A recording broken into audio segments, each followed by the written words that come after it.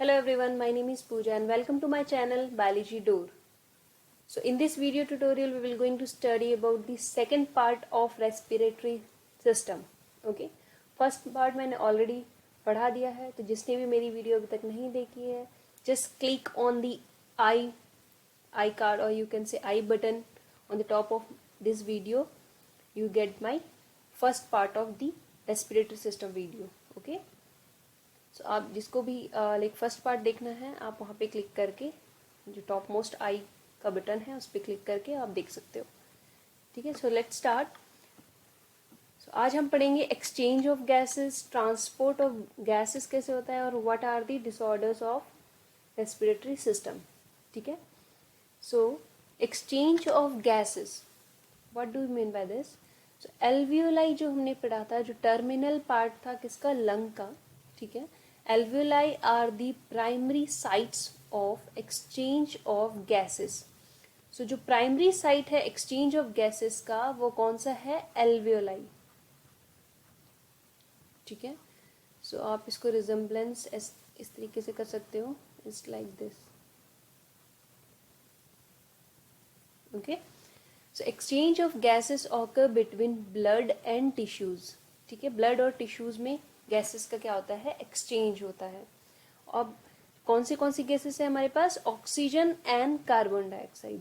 Then oxygen and carbon dioxide are exchange in these sites by simple diffusion, mainly based on pressure and concentration gradient. Okay, जब ये diffusion होता है किसका, gases का, oxygen और carbon dioxide का, they are mainly depend on some pressure gradient और you can say concentration gradient. ठीक, कितना प्रेशर, कहाँ पे टिश्यूज में ज़्यादा प्रेशर है या फिर लंग्स में ज़्यादा प्रेशर है, उसके अकॉर्डिंग जो है उनका जो है एक्सचेंज होगा गैस का. Then we have the third point, the solubility of the gases as well as thickness of the membrane involved in diffusion are also some important factors that can affect the rate of diffusion. अब जो rate of diffusion का जो like factor है वो कैसे मतलब involve होगा.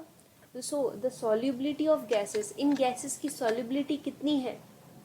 ठीक है, मतलब ऑक्सीजन कितना सॉल्युबिलिटी फॉलो करेगा या फिर कार्बन डाइऑक्साइड कितना सॉल्युबल है, कौन सी गैस कितनी सॉल्युबल है. ठीक है, ये फैक्टर किस पे डिपेंड कर देगा और किसको अफेक्ट करेगा, it will affect the rate of diffusion. ठीक है, pressure contributed by an individual gas in a mixture of gases is called partial pressure. partial pressure क्या होता है, जो प्रेशर एक इंडिविजुअल गैस को जो है जिसमें कंट्रीब्यूट करेगी.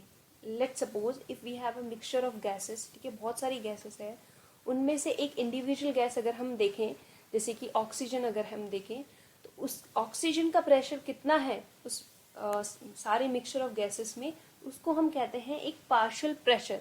ठीक है, अब अगर ऑक्सीजन का पार्शियल प्रेशर है तो हम उसको रिप्रेजेंट करेंगे PO2, और अगर कार्बन डाइऑक्साइड का पार्शियल प्रेशर है तो PCO2. P means partial pressure.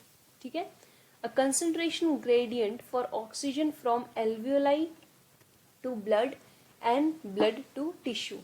ये जो concentration gradient है, ठीक है, ऑक्सीजन का, कहाँ से होता है, एल्वियोलाई से ब्लड में होगा और ब्लड से फिर टिश्यू में होगा. कैसे ट्रांसपोर्ट होगा, एल्वियोलाई से ब्लड में, देन ब्लड टू टिश्यू. ठीक है, इनका कंसंट्रेशन ऐसे फॉलो होगा.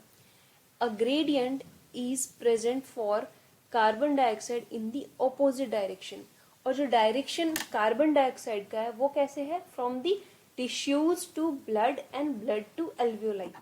Late me write here, for the concentration gradient of O2, अगर हम O2 का कंसंट्रेशन ग्रेडियंट चेक करेंगे, ठीक है, so they will follow alveoli to blood and blood to tissues. ठीक है, और अगर कार्बन डाइऑक्साइड का हम देखते हैं ग्रेडियंट कैसे फॉलो हो रहा है, ऑपोजिट डायरेक्शन में, from tissues to blood and blood to alveoli, एकदम ऑपोजिट, ठीक है। सो यहाँ पे आप देख सकते हो इंस्पायर्ड एयर मतलब जो हम इनहेल करते हैं, इंस्पिरेशन होगा, ठीक है। सो एल्वियोलर एयर, इसका जो पार्शियल प्रेशर है वो 104 mmHg है, and partial pressure of carbon dioxide is 40 mmHg। किसमें? ये एल्वियोलस में लंग्स में, ठीक है। अब यहाँ पे जो है एक्सचेंज ऑफ गैसेस हो रहा है from tissue to blood and blood to, अगर आप देखो कार्बन डाइऑक्साइड का तो वो tissue to blood and blood to alveoli होता है। मतलब कि if we have a tissue, ठीक है, टिश्यू से सबसे पहले ब्लड में हो रहा है और ब्लड से फिर एल्वियोलाई में, मतलब लंग्स में, ठीक है। और ऑक्सीजन का जो है सबसे पहले एल्वियोलाई से ट्रांसफर होगा किसमें? ब्लड में, then blood to tissue. This is the exchange of gases. As the solubility of oxygen is 20 to 25 times higher than the oxygen, जो solubility है वो कार्बन डाइऑक्साइड की बहुत नहीं कह सकते आप, 20 to 25 times ज़्यादा है किससे? ऑक्सीजन से। The amount of carbon dioxide that can diffuse through the diffusion membrane per unit difference in partial pressure is much higher as compared to oxygen. अब अगर सॉल्युबिलिटी ज़्यादा है कार्बन डाइऑक्साइड की, ठीक है, तो अमाउंट जो है कार्बन डाइऑक्साइड का वो ज़्यादा डिफ्यूज होगा, ठीक है, डिफ्यूज होगा as compare to the oxygen. The diffusion membrane is made up of 3 layers, namely, अब जो डिफ्यूजन मेम्ब्रेन है वो 3 लेयर से मिलकर बनी होती है। सबसे पहली है thin squamous epithelium of alveoli, number 1, then the endothelium of alveolar capillaries, then the basement substance in between them. देखो यहाँ पर है हमारे पास, एक है alveolar, this one is the alveolar cavity, alveolar wall, and these are the red blood cell and these are the basement substance, ठीक है। तो कौन सी एक है हमारे पास thin squamous epithelium of alveoli, then उसके बाद है एंडोथीलियम मतलब इनसाइड वाली, और एक है हमारे पास the basement substance, these the yellow colour is the basement between them.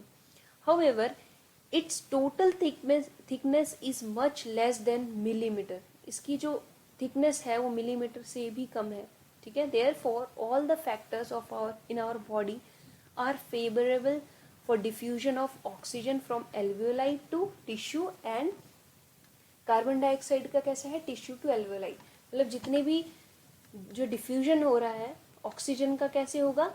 Alveoli से और टिश्यू तक जाएगा डिफ्यूजन होकर एक्सचेंज ऑफ गैसेस का, और कार्बन डाइऑक्साइड का टिश्यू टू एल्वियोलाई, ठीक है। So these therefore they like follow the favourable condition. Then we have the respiratory volume and capacities. These are some important terms you have to be remember, okay. So सबसे पहले हम पढ़ेंगे tidal volume क्या होता है। So what is tidal volume? TV कहते हैं हम इसको। The volume of air inspired and expired during a normal respiration. What does it mean? जितना वॉल्यूम ऑफ एयर, जितना एयर हम इनहेल लेते हैं, इंस्पायर करते हैं और एक्सपायर करेंगे एक नॉर्मल रेस्पिरेशन में, जैसे कि अगर मैं सांस ले रही हूँ तो अगर नॉर्मल कितना volume of like air oxygen मैं इनहेल कर रही हूँ और कितना एक्सहेल कर रही हूँ, ठीक है। It is about 500 ml in a healthy man, 500 ml होता है। सो टाइडल वॉल्यूम मीन्स एक नॉर्मल रेस्पिरेशन में कितना वॉल्यूम एयर हम इंस्पायर कर रहे हैं या फिर एक्सपायर कर रहे हैं, ठीक है। अब है हमारे पास inspiratory reserve volume, IRV, inspiratory reserve volume. ये क्या है? Additional volume of air a person can inspire by forcefully inspiration. Inspiration क्या कहा था मैंने कि जब एयर हम अपनी बॉडी के अंदर ले जा रहे हैं, बाहर से एटमॉस्फेरिक जो एयर है उसको हम अपने लंग्स के अंदर इनहेल कर रहे हैं, ठीक है। और वो एक टाइडल वॉल्यूम है। बट अगर फोर्सफुली और ज़्यादा सांस अंदर ले रहे हैं हम, ठीक है, या और ज़्यादा एयर हम इंस्पायर कर रहे हैं, तो उसको हम इंस्पायरेटरी रिजर्व वॉल्यूम कहते हैं। तो हम कितने तक, कितना जो है वॉल्यूम ऑफ एयर इंस्पायर कर सकते हैं, 25 मतलब 2500 ml टू 3000 ml तक, ठीक है। Expiratory, this one is the R is here, okay. Expiratory reserve volume means the additional volume of air person can expire by forcefully expiration. जब expiration की process होती है, व्हाट डज इट मीन, जो alveolar air है हमारी उसको हम expire करते हैं बॉडी के बाहर, ठीक है। तो फोर्सफुली जब एक्सपायर करते हैं, मतलब सांस छोड़ते हैं फोर्सफुली, तो कितने तक छोड़ सकते हैं, 1000 ml टू 1100 ml तक का, ठीक है। तो उसको हम कहते हैं ERV। Residual volume, what do you mean by residual volume? The volume of air remaining in lungs even after a forcible expiration, it is all about. So जब हम forcefully expiration करते हैं, मतलब सांस छोड़ते हैं forcefully, तो कुछ वॉल्यूम ऑफ एयर हमारी जो लंग्स हैं उसके अंदर क्या हो जाता है, रिमेन, बच जाता है, ठीक है। वो जो बचा हुआ जो एयर है उसको हम कहते हैं रेसिडुअल वॉल्यूम। वो कितने तक ml तक का होता है, 1100 ml टू 1200 ml, ठीक है। अब इंस्पायरेटरी कैपेसिटी क्या होती है, IC कहेंगे हम इसको।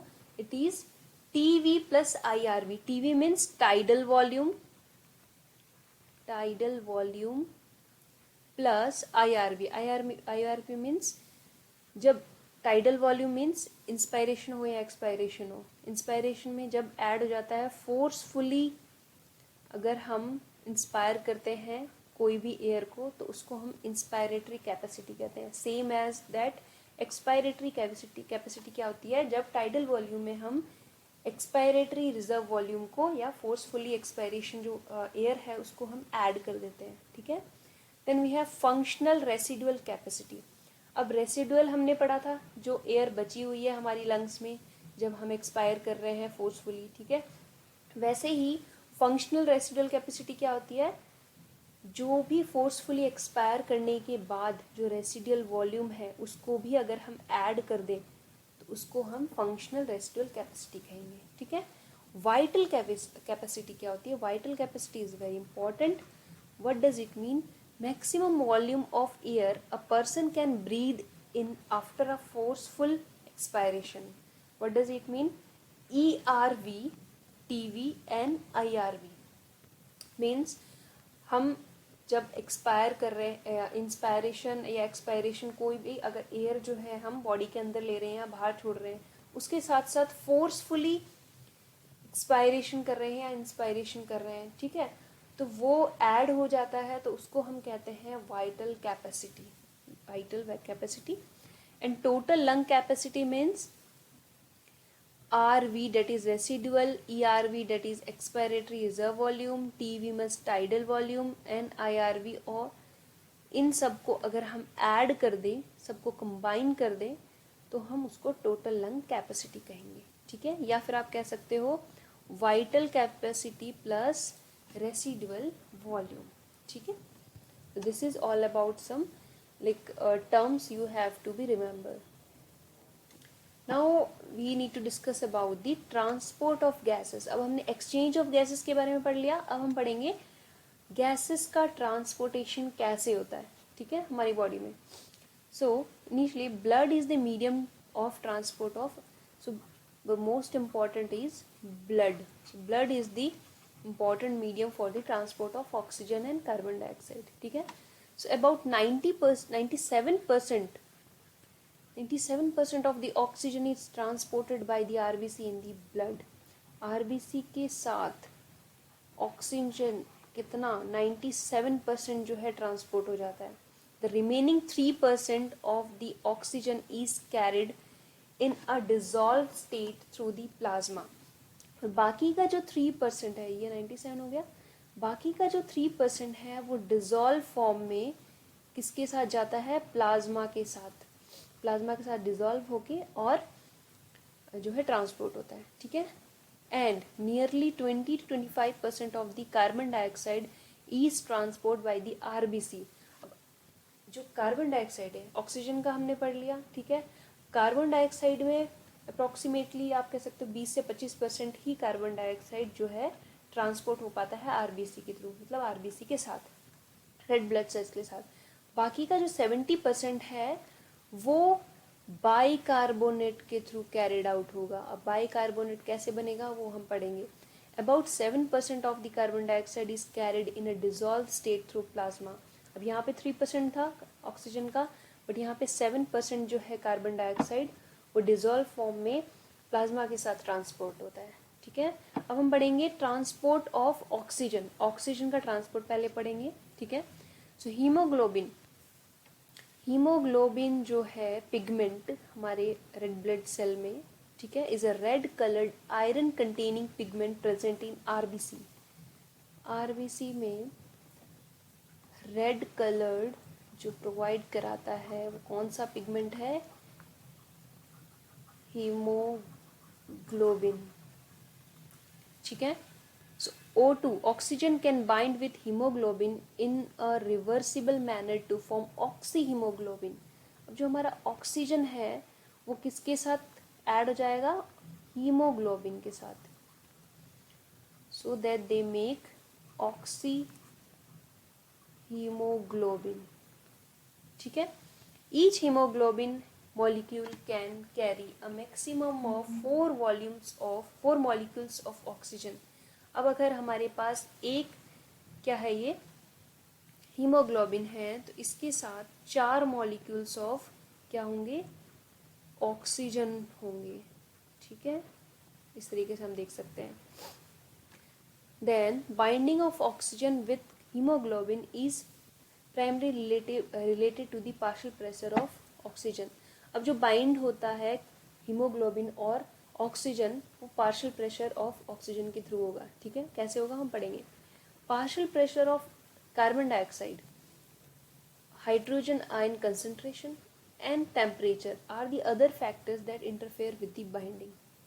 ये जो बाइंडिंग है ऑक्सीजन की किसके साथ? हीमोग्लोबिन के साथ, उसमें कुछ फैक्टर्स इफेक्ट करते हैं, जैसे कि टेम्परेचर हो गया या हाइड्रोजन आयन की कंसंट्रेशन कितनी है, उसके अकॉर्डिंग हम बाइंडिंग यहाँ पे इफेक्ट करेगी। Then we have a curve, that is sigmoid curve is obtained. Sigmoid curve is obtained when the percentage saturation of hemoglobin with O2 is plotted against the partial pressure. So अगर partial pressure of oxygen है, ठीक है, उसके just against अगर हम hemoglobin with मतलब oxy haemoglobin का जो है कर्व देखेंगे, सिग्मोइड कर्व बनेगा। और दिस कर्व, इस कर्व को हम क्या कहते हैं? Oxygen dissociation curve, which is highly useful in studying the effect of factors. और ये जो ऑक्सीजन डिसोसिएशन जो कर्व है, ठीक है, ये बहुत ही इम्पॉर्टेंट फैक्टर है किसकी स्टडी करने के लिए? Partial pressure of carbon dioxide, hydrogen concentration, ठीक है। सो इन सब के जो फैक्टर्स हैं इनकी स्टडी करने के लिए बहुत इंपॉर्टेंट है जब ऑक्सीजन बाइंड होता है किसके? हीमोग्लोबिन से। So the next point, so in the next point we have, just wait. So in the alveoli where there is a high partial pressure of oxygen, alveoli में क्या होता है? Partial pressure of oxygen is high and partial pressure of carbon dioxide is low, ठीक है। So lesser hydrogen concentration and lower temperature, all favorable for the formation of oxyhemoglobin। अगर alveoli में partial pressure of oxygen ज़्यादा होगा और carbon dioxide का partial pressure कम होगा तो ऑक्सीहीमोग्लोबिन की फॉर्मेशन के लिए एक फेवरेबल कंडीशन है ये, ठीक है। On the other hand in the tissues में क्या होता है?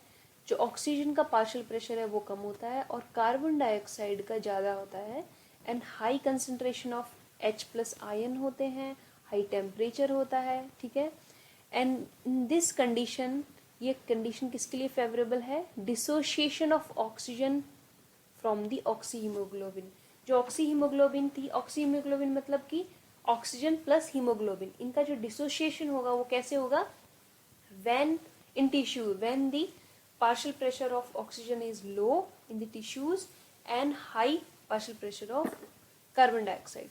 ठीक है, so this clearly indicates that oxygen get bound to the hemoglobin in the lung surface and get dissociate into the tissues. ठीक है, तो ये इंडिकेट क्या कर रहा है, जो हीमोग्लोबिन है, ऑक्सी हीमोग्लोबिन कब बनता है, जब वो लंग में होता है, और जब टिश्यूज में होता है तो वो डिसोशिएट हो जाते हैं. ठीक है, every 100 ml of oxygenated blood can deliver around 5 ml of O2 to the tissues in our normal physiological condition.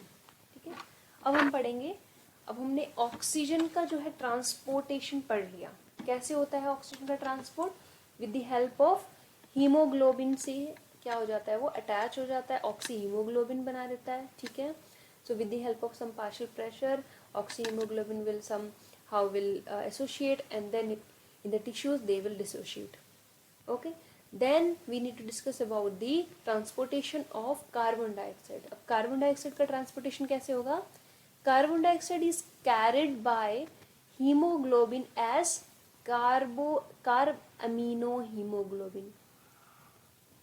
जो कार्बन डाइऑक्साइड है, ठीक है, ये कैरेट करेगा हीमोग्लोबिन, कैसे, उसको हम कहेंगे कार्ब अमीनो हीमोग्लोबिन.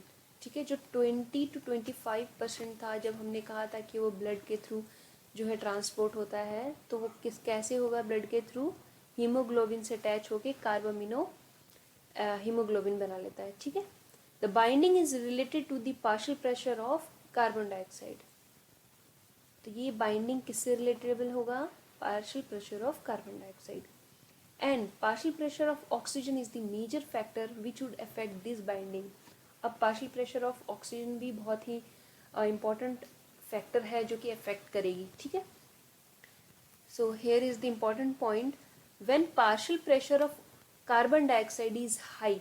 ठीक है, कार्बन डाइऑक्साइड की जब पार्शियल प्रेशर हाई होती है और ऑक्सीजन की कम होती है टिश्यूज में, ठीक है, then more binding of carbon dioxide occurs. Binding of carbon dioxide किसके साथ, हीमोग्लोबिन के साथ ज़्यादा हो जाएगी. वेयर एज जब पार्शियल प्रेशर ऑक्सीजन का लो होगा और पार्शियल प्रेशर कार्बन डाइऑक्साइड का हाई होगा एल्वियोलाई में, तो कार्बन डाइऑक्साइड का क्या हो जाएगा, डिसोशिएशन हो जाएगा. ठीक है, and CO2 which is bound to haemoglobin from the tissues is delivered to the alveoli.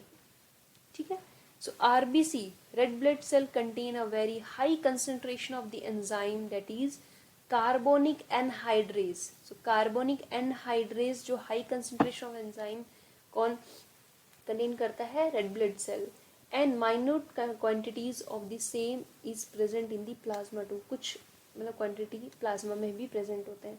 This enzyme facilitate the following reaction in both the direction.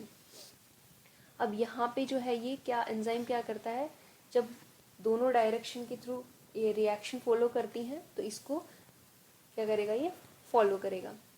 At the tissue site, अब यहाँ पे हमारे पास कौन सी डायरेक्शंस है, at the tissue site. Tissue site मतलब tissue वाला जो part है हमारा, वहाँ पे पार्शियल प्रेशर किसका हाई होता है, कार्बन डाइऑक्साइड का.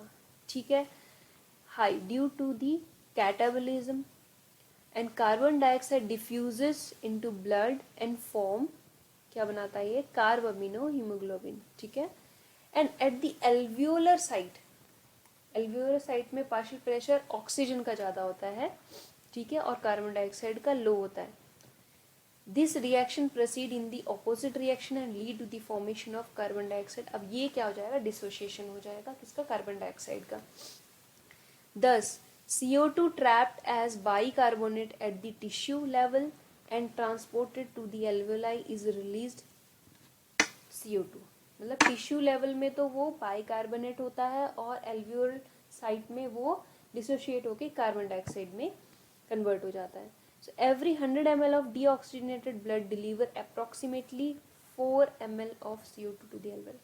हर जो 100 ml डीऑक्सीजनेटेड ब्लड होता है वो क्या करता है, उसमें से 4 ml जो कार्बन डाइऑक्साइड है वो किसको ट्रांसपोर्ट करेगा, डीऑक्सीजन, वो एल्वियोलाई को करेगा. ठीक है, So this is all about transportation of oxygen and what, carbon dioxide. Now we have the regulation of respiration. So ये कुछ important points हैं about the respiration. Human beings have significant ability to maintain and moderate the respiratory rhythm to suit the demands of the body tissue.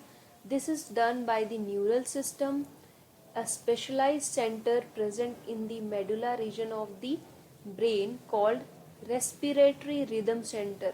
So respiratory rhythm center क्या होता है, जो एक ये responsible for the regulation of our respiratory system, ये brain में पाया जाएगा, ठीक है. Another center present in the pons region of the brain called pneumotaxic center. Pneumotaxic center क्या करेगा, can moderate the function of the respiratory rhythm center. जो मैंने बताया था respiratory rhythm center, उसका जो है एक न्यूमोटॉक्सिक सेंटर भी होता है पॉन्स रीजन में ब्रेन में, जो कि ये मॉडरेट फंक्शन फॉलो करेगा, ठीक है. So neural signal from this center can reduce the duration of inspiration, thereby alter the respiratory rate. So respiratory rate को क्या करेगा, ये opposite कर देगा, मतलब alter कर देगा और reduce करेगा किसकी duration, inspiration की. A chemosensitive area is situated adjacent to the rhythmic center. Rhythmic center के just side by side क्या होता है, कैमो सेंसिटिव एरिया होता है, जो कि highly sensitive carbon dioxide and hydrogen ions के हाईली सेंसिटिव होता है, ठीक है. So increase in the substance can active this centre which in turn can signal the rhythmic centre to make unnecessary adjustments in the respiratory process by which these substances can be eliminated. Receptors associated with aortic arc and carotid artery can also recognize changes in carbon dioxide and hydrogen concentration and send necessary signal to the rhythmic center for remedial action. Okay, this is for the oxygen in the regulation. जो regulation का जो oxygen मतलब जो oxygen का जो regulation है वो कैसे हो रहा है, जब receptors associate होते हैं aortic arc में और carotid artery में, तो ये क्या चेंजेस रिकॉग्नाइज करते हैं, कार्बन डाइऑक्साइड की चेंजेस ज़्यादा हो रही है, कम हो रही है, या फिर हाइड्रोजन कंसंट्रेशन ज़्यादा हो रही है या कम हो रही है. एक रिदमिक सेंटर होता है जो कि ये चेक करेगा. This is all about the regulation. So now the last point we have the disorders of respiratory system. अब रेस्पिरेटरी सिस्टम के डिसऑर्डर्स क्या क्या हैं. सबसे पहला है asthma. What do you mean by asthma? Is a difficulty in breathing causing wheezing due to the inflammation of bronchi and bronchioles. जब bronchi और bronchioles उनकी इन्फ्लामेशन हो जाती है, मतलब वहाँ पे स्वेलिंग हो जाती है या फिर कोई भी इन्फेक्शन हो जाता है, रेडनेस हो जाती है, यहाँ पे आप लिख सकते हो स्वेलिंग, रेडनेस, ठीक है, इन्फ्लामेशन हो जाता है मतलब ब्रोंक्यूल्स का, तो ब्रीदिंग में डिफिकल्टी होती है, ठीक है, उसको हम कहते हैं asthma. Then we have emphysema. Emphysema क्या होता है, एक क्रोनिक डिजीज है ये, जहाँ पे जो एल्वियोलर वॉल्स है वो डैमेज हो जाती है, और ये किससे होती है, सिगरेट स्मोकिंग जो करते हैं, जो लोग स्मोकिंग करते हैं उसके कारण क्या हो जाता है, एल्वियोलर वॉल्स जो है वो डैमेज हो जाती है, और हमारा जो रेस्पिरेटरी सरफेस है वो डैमेज हो जाता है, ठीक है, जिस कारण से हमें मतलब रेस्पिरेशन में प्रॉब्लम होती है, ठीक है. So mainly this caused by the cigarette. So no smoking. Okay, so smoking is injurious to health, right? Now we have occupational respiratory disorder. ये क्या है? In certain industries, especially those who involving grinding or stone breaking. So कुछ industries ऐसी होती हैं जो कि जहाँ काम चलता है grinding का या फिर पत्थर तोड़ने का, right? So बहुत सारी डस्ट वहाँ पे प्रोड्यूस होती है. The defence mechanism, the body cannot fully cope with the situation. Long exposure can give rise to the inflammation leading to the fibrous, thus causing serious lung damage. So ये क्या होता है, बहुत ही long time तक अगर वो जो dust है वो इनहेल करते हैं थ्रू द एयर, तो उसमें लंग जो है फेलियर हो जाता है, लंग कॉजिंग डिजीज़ हो जाती है, ठीक है। जो हमारा फाइब्रोसिस है, ठीक है, फाइब्रोसिस हो जाता है। Fibrosis means proliferation of fibrous tissue का बढ़ना, ठीक है, और उसमें इन्फ्लामेशन हो जाता है which cause the serious lung damage. इसीलिए वर्कर्स को इंडस्ट्री में they should wear their protective mask, mask पहन के ही जो है मतलब उन्हें काम करना चाहिए ऐसे इंडस्ट्रीज़ में, ठीक है। This is all about the transport and exchange of gases and complete information about the our respiratory system, ठीक है। So if you like my video, do like and subscribe our channel so that you get all the videos of our channel. Okay, thank you very much and have a nice day.